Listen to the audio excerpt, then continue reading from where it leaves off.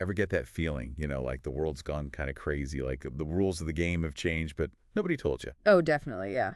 Well, we're going to tackle that head on today. We're diving deep into this book by Conrad Riker called The Revolt Against the Feminized Society. This book, it really hits a nerve, especially with guys who feel like society's pushing them into a corner. Totally. And I think for a lot of you listening, this isn't just some theoretical debate. Right. This is your life, Right. Marriage, relationships, figuring it all out.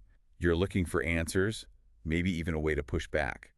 Riker calls it a revolt, which sounds pretty intense. Yeah. But it's more about understanding how we got here and how to deal with it. Exactly. And Riker starts with this idea of the feminization of society, right? Right. Where traditional male roles, the things guys were raised with, those values, they're being chipped away at. And it leaves a lot of men feeling lost, emasculated even. Totally. And he uses some pretty bold examples, like the way workplaces have changed. Everything's about collaboration now. Yeah. Empathy, being risk-averse. Not so much about competition or taking charge. Interesting. And look at how fathers are portrayed in the media. Yeah. Often bumbling, incompetent, the butt of the joke. It's like the classic image of the strong dad is being undermined. And this isn't just about changing stereotypes for Riker. Right. It's deeper. It's Yeah. about how this shift affects men in real ways. Real consequences. Yeah, in families and communities, even their mental health. Have you ever felt that, pressure to be more sensitive, more in touch with your emotions? Oh, yeah. But then when you try to express them, it's man up, or you're being too aggressive. It's like a trap, almost. It's a double bind. Yeah. Riker nails it with that term. Society wants men to be strong and vulnerable at the same time, decisive but empathetic, Right. And it's like you're always failing. always playing catch up. And Riker even suggests this double bind. It's not an accident. It's deliberate. Part of this bigger shift to control men, maybe even subdue them. That's a heavy thought. It is, but Riker backs it up with some interesting historical analysis. Like what? Well, take the gender wage gap, for example. Okay. He doesn't just brush it off as a myth. Right. He digs into the numbers. Right. He says those commonly quoted stats, they don't tell the whole story. What's he missing? Things like job choices, risk tolerance, hours worked. Right. Men and women often have different priorities, right? Yeah. Work-life balance. And those choices naturally lead to different outcomes. Makes sense. Men might go for those high-paying jobs, but they're more demanding. Women might prioritize flexibility or time with family. So it's not just discrimination. Exactly. Yeah. Riker's saying we need to look at the whole picture, right? Acknowledge that individual choices play a role. It's a different way of looking at it, for sure. Now, some people might find this controversial, but Riker's not denying that inequalities exist. Okay. He's pushing for a more honest conversation about what causes them. Makes you think, for sure. And this ties back to his main point about men taking control, understanding the forces at play, and making informed decisions. Especially when it comes to things like marriage and relationships. Absolutely. And Riker has some strong opinions on that. Oh, yeah. He doesn't hold back. He even calls marriage the marriage plantation. Wow. Okay. He argues that it often puts men at a disadvantage. How so? Divorce laws, alimony, child support, the whole emotional toll. He paints a pretty bleak picture, saying it's like this system designed to exploit men's natural instincts to provide. So what's the solution then?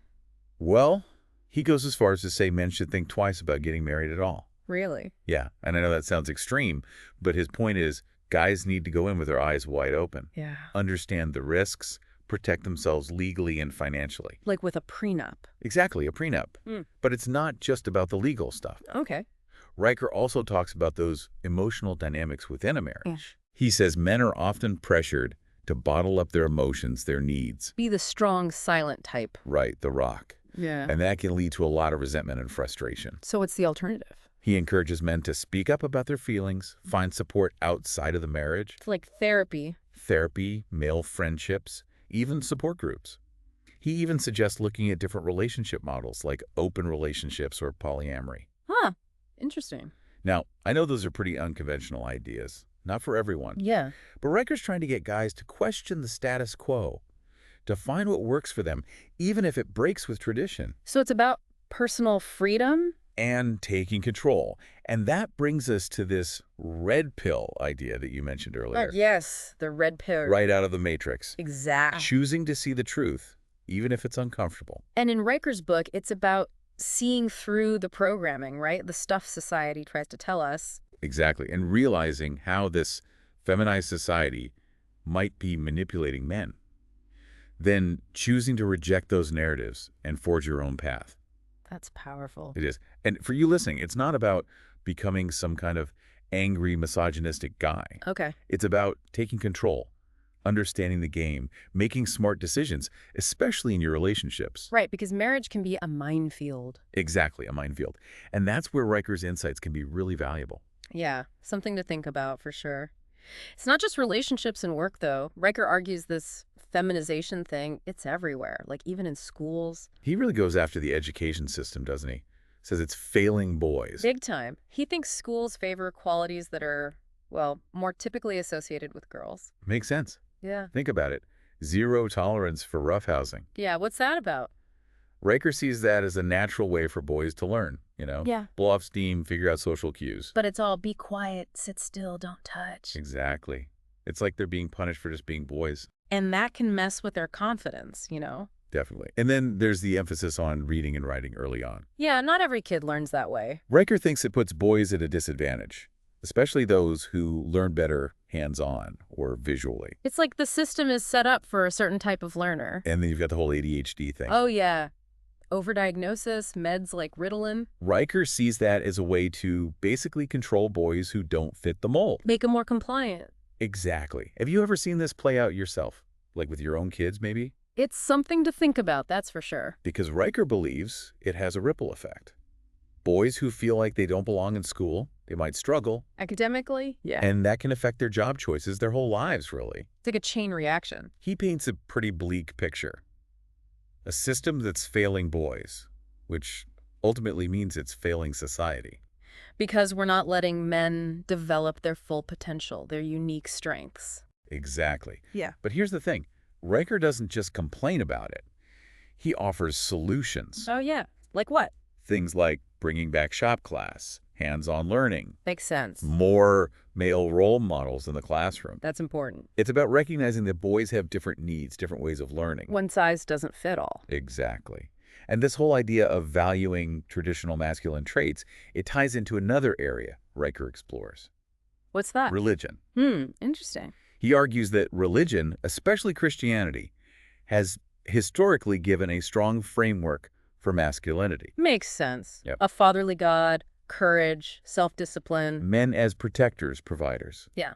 But Riker also criticizes what he sees as like a softening of religion these days. That's so. He thinks some churches have become too focused on feelings, emotions. Less on traditional values doctrine. Exactly. Yeah. And he argues that's weakened the role of men in these communities. Left a lot of guys feeling lost. So for the guy listening who might be struggling with his faith or looking for something that resonates with his values, Riker's analysis might hit home. he really challenges readers to find religious communities that uphold traditional masculinity, or even create their own if they have to. Forge their own path. Exactly. And this call to action, it goes beyond religion. Riker's a big believer in self-reliance. Being able to take care of yourself. In every aspect of life. Fixing things around the house, managing money, staying in shape, Even defending yourself if you need to. not being dependent on others, handling your own problems.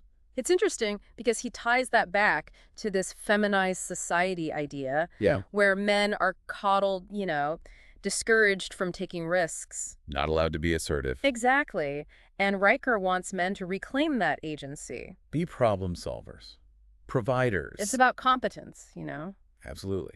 But it's not just practical skills. Self-reliance also applies to, like, the mental and emotional side of things. Inner strength. Riker's a big fan of stoicism. Controlling your emotions. Not letting outside pressure get to you. Makes you tougher. He sees it as essential in today's world, especially with all the attacks on traditional masculinity. You gotta have thick skin. It's about having that core of resilience.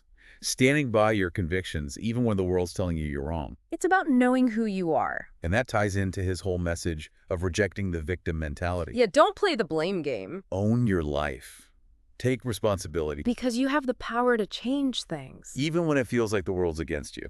And that brings us back to his revolt idea. It's not about violence, right? No, it's a mental shift. A spiritual shift, even. Men reclaiming their power, their agency, their masculinity. Creating a world that values those things. And in the final part, we'll look at what Riker sees as the concrete steps men can take To actually make this revolt happen. to change their own lives and ultimately change society. We've been talking about Riker's ideas, this whole feminized society thing, but it's like, okay, what do we actually do about it?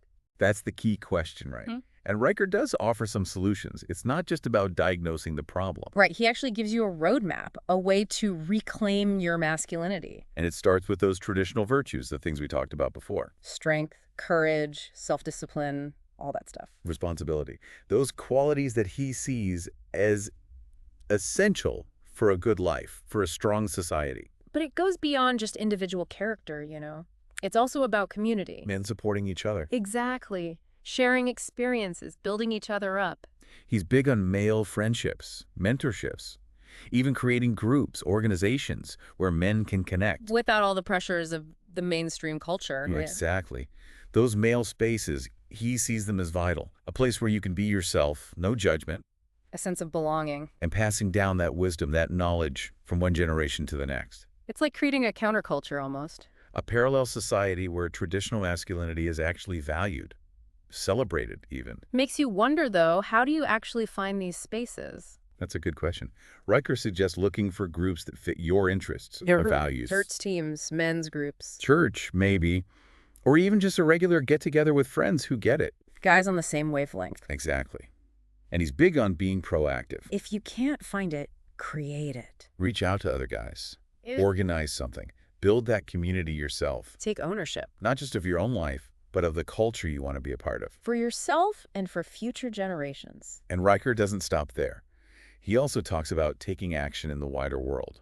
Like what? Getting political. That's one way. Supporting organizations that fight for men's rights. Or even just speaking out against things you see as wrong. Not being afraid to say what you think. Exactly. He wants men to be more assertive, more vocal. Challenge those narratives that the media keeps pushing. The woke agenda, all that. He thinks men have become too passive, too willing to just go along with things. And that's allowed this feminization to get out of control. He's calling for a reawakening, a resurgence of that masculine energy, but channeled towards something positive. Not about dominating or controlling. No, it's about creating a more balanced world where men and women can both thrive. It's a pretty powerful vision. It is. And I think it will resonate with a lot of guys out there who are feeling lost, frustrated, angry even. And the good news is, Riker gives you concrete steps to take. Starts with taking responsibility for your own life. Becoming the man you want to be. Embracing those virtues. Building those strong communities. Standing up for what you believe in. Even when it's hard. Even when people disagree with you. So if you're ready to dive deeper into all this, check out Riker's book. The Revolt Against the Feminized Society. You can find it on Amazon Kindle and Google Play Books. And let us know what you think. What resonated with you? What are you doing to make a change? Keep the conversation going. Thanks for joining us on this deep dive.